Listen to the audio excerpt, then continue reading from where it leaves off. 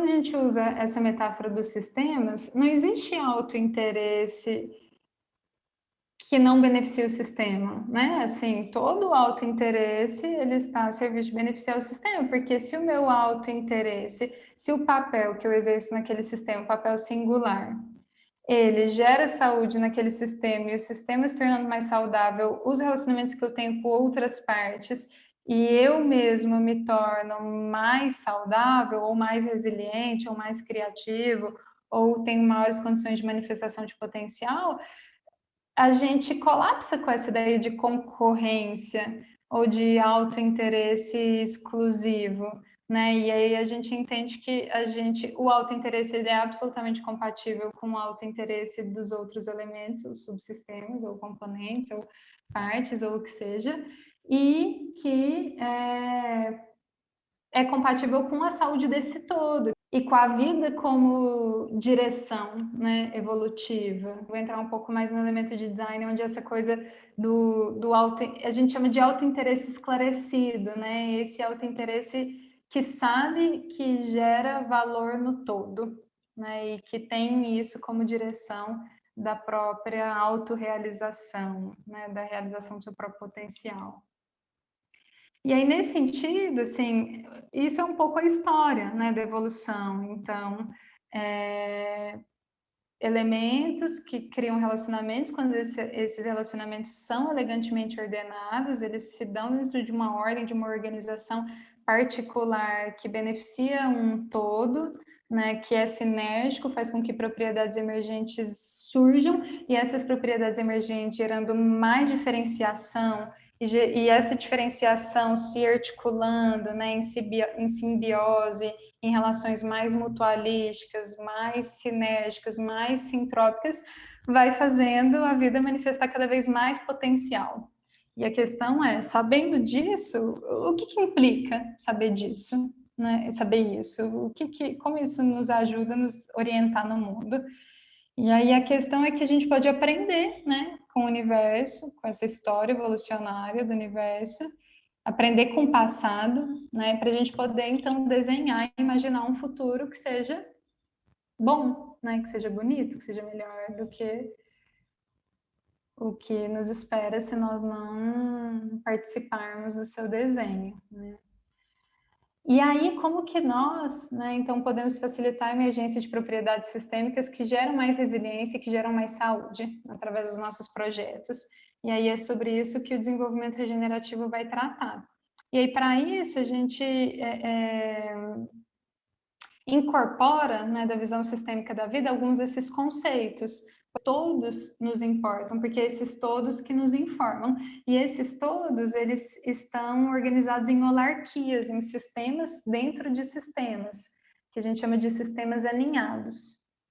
E cada sistema tem uma essência, tem uma singularidade que é própria, né, que é única, que a gente chama de essência, né? Essência não no sentido de algo profundo e oculto, né? Mas no sentido do que é mais singular, assim, do que é muito próprio, né?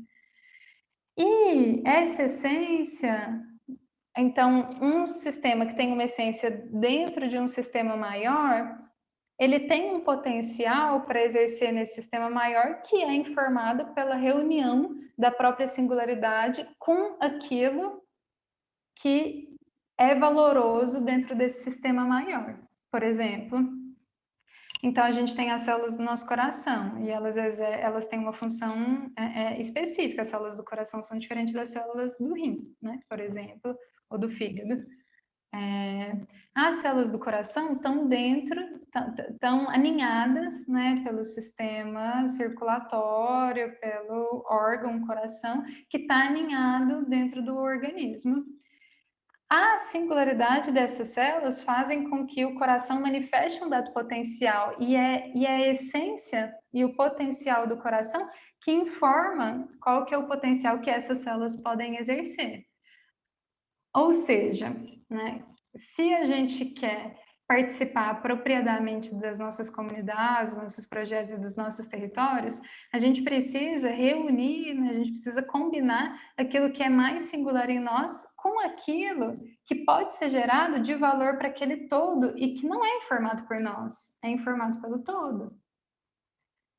Entendendo que nós, na medida que compomos esse todo, nós também naturalmente podemos gerar valor para esse todo, porque nós somos esse todo, para além de ser uma parte dele. E aí, mais concretamente, né, como que é isso? Existe um princípio de que a regeneração é local. A gente só regenera, né, processos, né, relacionamentos, comunidades, organizações, quando a gente tem uma atuação territorial, local. Por quê? Porque a regeneração, ela é uma propriedade emergente desses sistemas alinhados, organizados nessas holarquias, de modo a gerar saúde. E aí, como que isso acontece?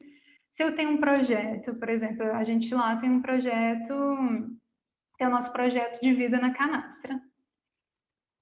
O que o que eu posso fazer nesse projeto que vai gerar valor na canastra tem a ver com a singularidade do meu projeto, que possivelmente tem a ver com desenvolvimento regenerativo, tem a ver com agroecologia, com permacultura, com agrofloresta, com conhecimento tradicional.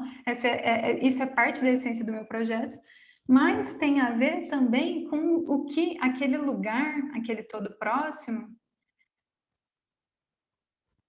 pode gerar de valor que ajuda o seu todo maior a realizar o seu próprio potencial. Porque sempre o que nós podemos oferecer ajuda o sistema maior do que nós a oferecer o que ele pode oferecer para o todo maior do que ele, e assim sucessivamente.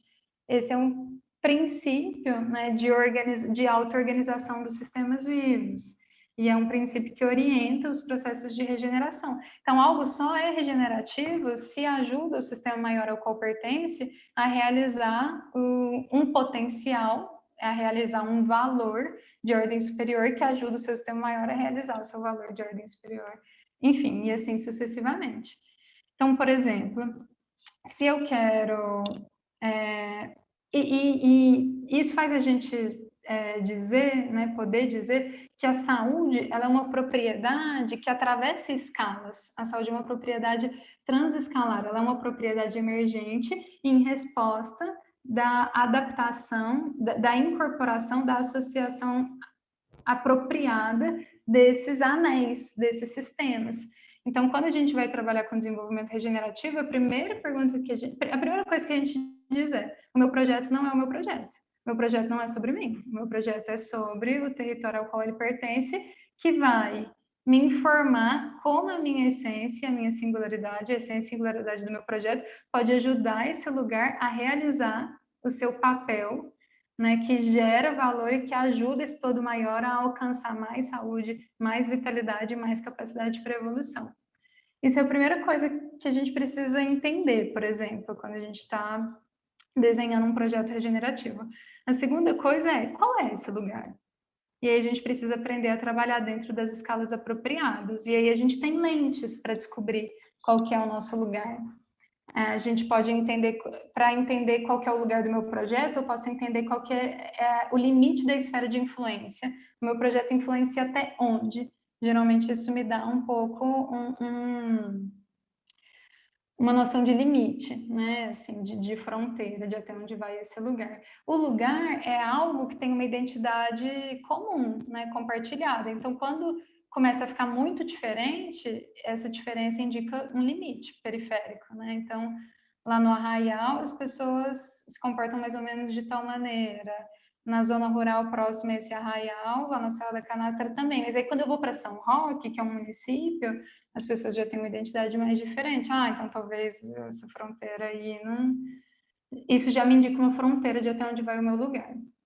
Enfim, tem várias outras lentes que a gente pode usar para tentar mapear qual que é esse lugar. A gente passa muito tempo investigando que lugar é esse, e investigando não só esse lugar do ponto de vista ecológico, topográfico, antropológico, né, a história ecológica dele, mas investigando o espírito desse lugar, né? Entendendo que os lugares são sistemas vivos e que tudo que é vivo manifesta essência e singularidade e agência e intencionalidade. A gente quer entender para onde esse lugar quer ir, porque a gente só consegue projetar um projeto que seja regenerativo, que gere valor no todo, se a gente percebe para onde esse lugar está indo. Se eu não sei para onde o lugar quer ir, né, numa projeção de cenário evolutivo, eu não sei o que o meu projeto pode fazer para ajudar esse lugar aí a realizar a vocação dele, chegar onde ele quer chegar. Então, esse processo de investigação é extremamente divertido, assim, porque envolve tanto colher, né, essa história mensurável, né, e visível de um lugar,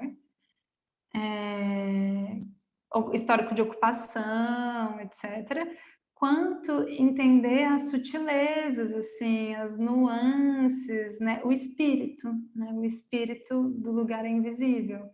E a gente tem ciências e ferramentas, estratégias e capacidades a serem desenvolvidas que ampliam a nossa capacidade de percepção para começar a tocar, né, o espírito desse lugar. E então, quando a gente descobre qual que é a vocação desse lugar, para onde esse lugar quer ir, o que ele quer gerar de valor nesse todo que é ainda maior do que ele, a gente descobre como o nosso projeto pode servir a esse lugar. Então, do potencial do projeto, que tem a ver com a essência e com a singularidade do projeto, do encontro entre o potencial do projeto e o potencial do local, a vocação desse lugar, nasce o papel do projeto. Isso meio que, eu acho que só isso resolve um pouco a nossa vida do ponto de vista ético, né? Se a gente entende que para a gente realizar, para a gente se auto-atualizar ou se auto-realizar, a gente precisa exercer um papel que combina a nossa singularidade com aquilo que qualquer entorno, inclusive os entornos imediatos, as situações, né, as provocações da vida, os desafios relacionais, estão informando para a gente. Naturalmente, a gente vai manifestar um potencial de ordem superior em resposta a esse encontro, que vai ajudar o sistema maior, seja uma relação, seja uma comunidade, seja um projeto, seja um território, a manifestar valor de ordem superior também. E isso regenera processos, revitaliza, né, comunidades e gera regeneração em escala.